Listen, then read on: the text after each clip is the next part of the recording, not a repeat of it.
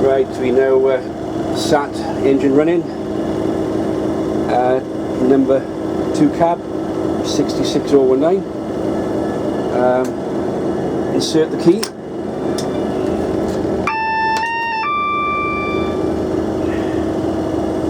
Straight air brake in.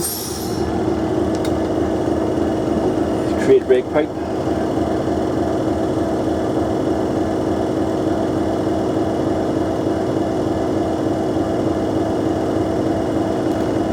Bar. So you go straight air brake in on the bogies now. If I release them, you can see the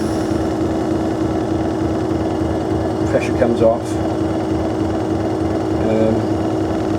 He's in air goods at the moment.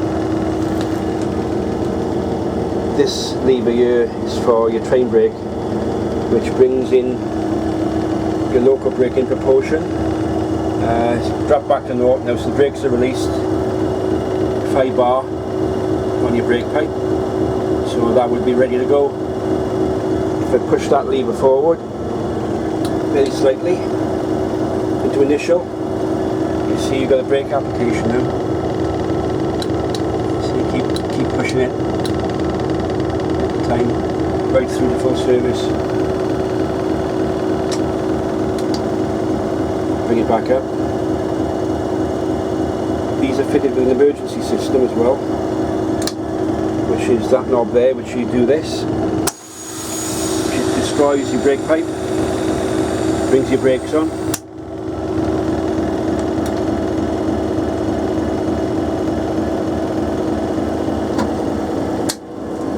You've got communication two-way really with the signaller, or even any your maintenance control. They can ring you on this.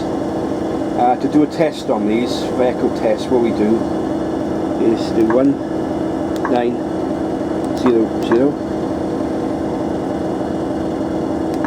and then press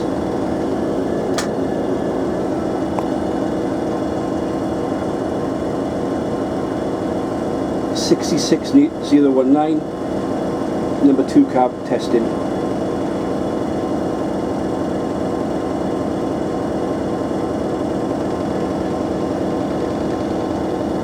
Worked. You've got various numbers programmed into this. Obviously you've got the emergency for signal, any of these emergency buttons here. You press them and it alerts the signaller. This system is so good, it can tell you what cab you're in, logo and location. So this is the sanding button there. You do there, in direction, pedal, press, and then now putting sand down to the wheels in direction of travel. Go back in direction, press, putting sand down in direction of travel. Back off. Straight air brake in. Parking brake release is that one. Just give it a little touch and that should go within 30 seconds or so to off.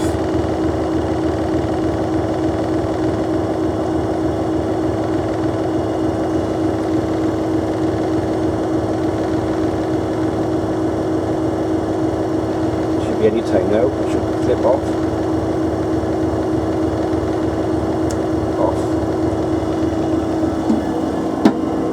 Put the switch in, into reverse. Straight air brake on.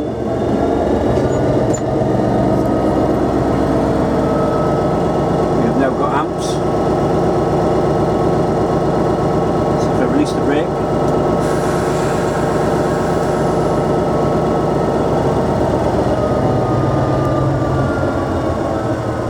there we go, we're moving back. It's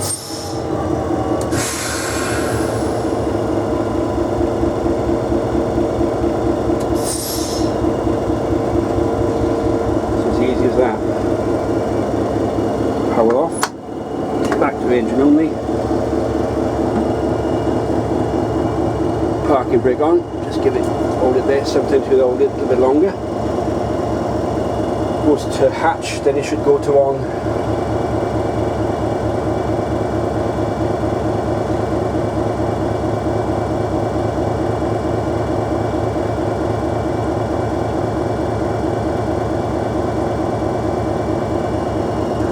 Yeah, the build quality of these is not so good as the Class 60s.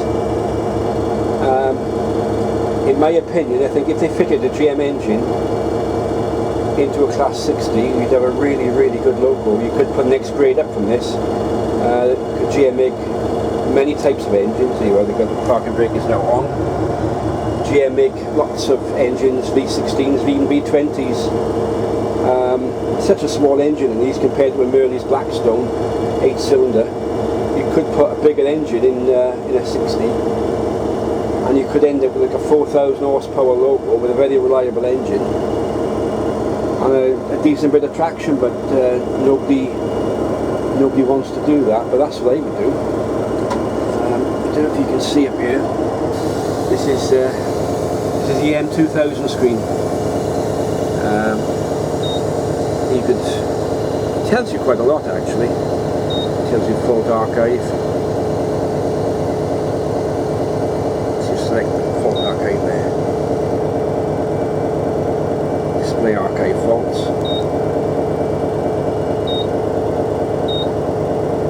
Yeah, it can tell you faults that this locomotive's had in the past.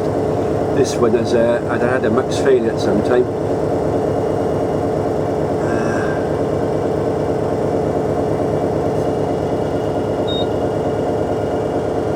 Data meters, and you can go even down to there. Running totals.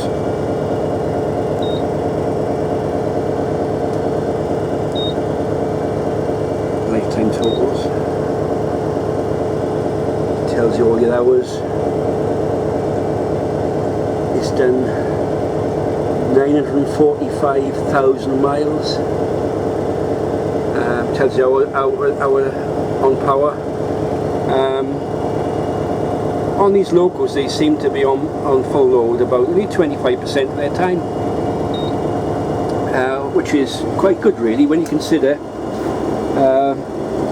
an Arctic will probably do 5 miles to gallon. This will do pulling 44 tons. This will do 1 mile to gallon, but pulling up around 2,000 tons at 60 mile an hour. So obviously it's a good thing for rail. It's really good how economic. On bulk loading, rail is absolutely perfect. The biggest downfall with rail freight is you need facilities either end of where you're going to, where you're loading and unloading. You need a place with forklifts or container cranes. With trucks, sometimes you need just a forklift. So that does have its drawbacks, but I think the government should actually invest more in rail freight and take more off the roads. I would like to see piggyback wagons pulling Arctics on it. They do it in the United States. They drop the trailers off on the wagons and they do thousands and thousands of miles on the wagons. But when you get to a distribution point, the tractor units take them off the train and then they go to the delivery points, which could save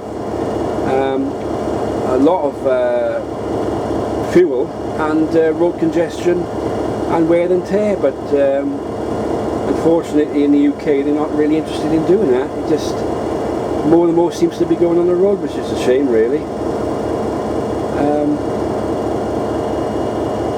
But here we go. This is in the Class 66. It probably actually saved the British rail freight industry, this loco, but people won't admit to it because of its reliability and its standardisation as well. You know, we had so many different classes of loco, but this loco has actually replaced the 37s, 47s, 56s, and in some cases the 60s. A lot of 60s in store now.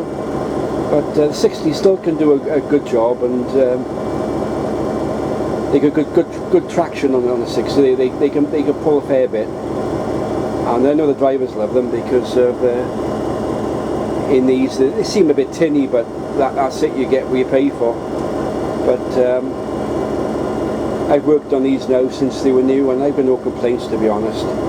I'm not a fan of them, but you've got to admire the work, the design of these. They are the top class loco, without a doubt, even though they call sheds and other things. But I must admit, I can't fault them.